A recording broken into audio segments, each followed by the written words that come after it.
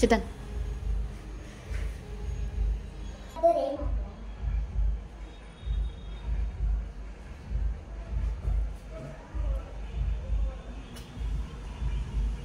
कसली झाल्या?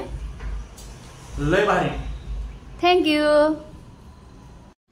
डोहाळे जेवणात किंवा हळदी कुंकाचा कार्यक्रम असला की त्या पोळीवर किंवा डब्यामध्ये आपल्याला दिसते ते पाटवडी किंवा झुणकावडी. तर इतकी छान सुंदर असते ती वडी. तीच वडी आपण आज तयार करणार आहोत आणि ती झालती सुद्धा लय भारी. तर 250 ग्रॅम इथं बेसन घेतलं आहे, मीठ घेतलं आहे, लसूण घेतलाय मोठा मोठा चिचून, खोबरे घेतले किसून, कोथिंबीर, मिरचीचा ठेचा, तेल घेतलं आहे, जिरं, मोहरी, तीळ आणि हळद. चला सुरुवात करूया. शेगडी कढई ठेवली आहे, त्यामध्ये मोहरी आणि जिरं घालायचं. तेल घेतलं आहे, त्या तेलामध्ये मोहरी आणि जिरं घालतोय. तर आपल्याला 250 ग्रॅम डाळीच्या पिठासाठी किती पाणी लागतं म्हणजे वडीसाठी परफेक्ट वडी होण्यासाठी, तर हे मेजरमेंट नक्की लक्षात ठेवा. तर इथं 2 फुलपात्र पाणी ह्यामध्ये घालायचं मोहरी आणि जिरं तडतडले की. आणि पाणी घालून घेतलं आहे 2 फुलपात्र. ह्यामध्ये घालायचा मोठा मोठा चेचून घ्यायचा लसूण, अगदी बारीक चेचून घ्यायचा नाही, त्यामुळे खूप छान टेस्ट येते. मीठ घालायचं आणि वरून हळद घालायची, म्हणजे वड्या आहेत एकदम पिवसळ छान रंग दिसतो त्या वड्यांचा. तर हळद घालून मीठ घालून हे सर्व हलवून घ्यायचं. एक उकळी मारल्यानंतर ह्यामध्ये घालायचा मिरचीचा ठेचा. हे सुद्धा आपल्या आवडीनुसार वापरायचं ठेचा, तिखट किंवा कमी तिखट. तर वड्या हा कमी तिखट असतात त्यामुळे ठेचा सुद्धा मी कमी घेतला. 3 मिरच्यांचा ठेचा घेतला होता, त्यातला मी थोडा घातला आहे.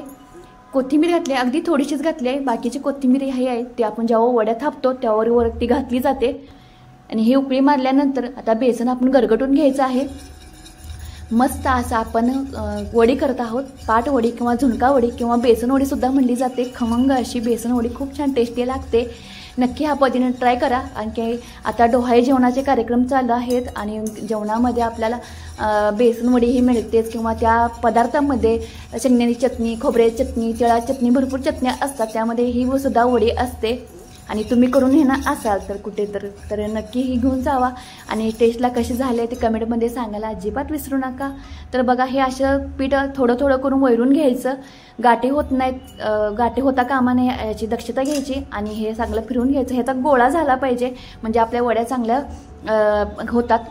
तर बघा असा गोळा होत आहे. तर 250 ग्रॅम पीठ मी 2 फुलपात्र पाण्यामध्ये बसवलं होतं. जेवढं आपण पीठ घेतले ते तुम्हाला दाखवले ते.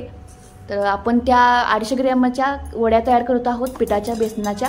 तर मस्त असं आपल्या खमंग असं वड्या तयार करत आहोत. त्यासाठी तेलसुद्धा भरपूर लागत नाही, कुठल्या वस्तूसुद्धा जास्त लागत नाहीत, कांदा म्हणा किंवा जास्त कुठल्याच. तर बघा ह्याचा गोळा तयार झाला की 1 2 ते 3 मिनटं हे झाकून घ्यायचं. म्हणजे ह्यातली मिरची आणि हे पीठ त्यामध्ये चांगलं मुरलं पाहिजे, शिजलं पाहिजे. आणि वापरून घ्यायचं. आणि ही शेगडीचा आतसुद्धा एकदम थोडी ठेवायची. तर आपण जेव्हा इथं शिजायला टाकलं आहे बेसन, तर ताटाला आपण तेल लावून घ्यायचं. वडी ह्यावर थापणार आहोत. तर बघा मस्त 1 2 3 मिनटं आपण वापरून घेतलं आहे. मिरचीचा ठेचा सुद्धा ह्यामध्ये शिजला आणि घट्टसुद्धा पीठ झालं आहे. आता हे पीठ ह्या ताटामध्ये घालून घ्यायचं. बघा मस्त असा गोळा तयार झाला आहे, म्हणजे आपली वडीसुद्धा खूपच छान होणार आहे. तुम्हाला कळलं असेल. तर हे गरम असतं त्यामुळे जरासं उलटण्याच्या साह्यानं जरा थापायचं आणि नंतर हाताला तेल लावायचं आणि तेलाच्या साह्यानं घ्यायचं थापून. जरासं भाजायला लागलं त्यामुळे मी जरा उलटण्याच्या साह्यानं हे जरा थापून घेतलं. आणि थोडंसं थंड झाल्यानंतर मग हातानं थापून घेतलं. वड्या आपल्या असतात त्या अगदी ज्या आपल्या घरामध्ये गोड बेसनच्या वड्या किंवा खोबऱ्याच्या वड्या तयार करतो किंवा आपल्या मिठाई असतात त्याच्या आकारानुसार असतात, त्या जाडीनुसार असतात. त्या पद्धतीनंच तुम्ही ह्या जाडी ठेवा. इथं आहे खोबरं घालून घेतलं ह्या वड्यावर, कोथिंबीर भरपूर. मस्त अशी आपलं बेसन वडीचं इथं तयार झालं आहे. किती छान दिसत आहे बघा. हे बघूनच तोंडाला पाणी सुटत आहे. आणि बघा आता कट करून घेऊया. अगदी आपण ज्या कापण्या खातो गोड त्या पद्धतीने कट करून घ्यायच्या किंवा तुम्ही चौकोनी टाईप केले तरी चालतात. मोठ्या छोट्या आकारामध्ये तुम्ही कट केला तरीही चालतात. तर बघा मस्त अशा कट करून झाल्या आहेत. खोबरं पण खूप छान लागते ह्यावर. तुम्ही वल्लं खोबरं तरी वापरलं तरी चालतं. वाळ्या खोबऱ्यानं काय टेस्ट एवढी बिघडत नाही. तर बघा वाळू खोबरं घाला किंवा वल्लं घाला. बघा मस्त अशी बेसनवडी तयार झाली आहे. मी मोठ्या थोड्या कापल्या आहेत, तुम्ही छोट्या कापल्या तरी चालतील आपल्या घरगुती टाईपमध्ये. तर बघा मस्त अशी बेसनवडी तुम्हाला कट करून दाखवते सुरीच्या साह्यानं. आणि बघा प्लेन दिसत आहेत ना. तर लक्षात 2 ट्रिक ठेवायच्या. एक म्हणजे पाण्याचं मेजरमेंट ठेवायचं. 250 ग्रॅमला 2 फुलपात्र पाणी वापरले होते. आणि दुसरं म्हणजे जरासं थंड झाल्यानंतर ह्या वड्या थापून घ्यायच्या लगेचच जलद. बघा मस्त अशा आपल्या वड्या तयार झाल्या आहेत. एका प्लेटमध्ये काढून घेऊया. आणि माझे व्हिडिओ बघायला तुम्हाला आवडत असतील तर प्लीज माझ्या चॅनेलला लाईक करा, शेअर करा आणि सबस्क्राईब मात्र करायला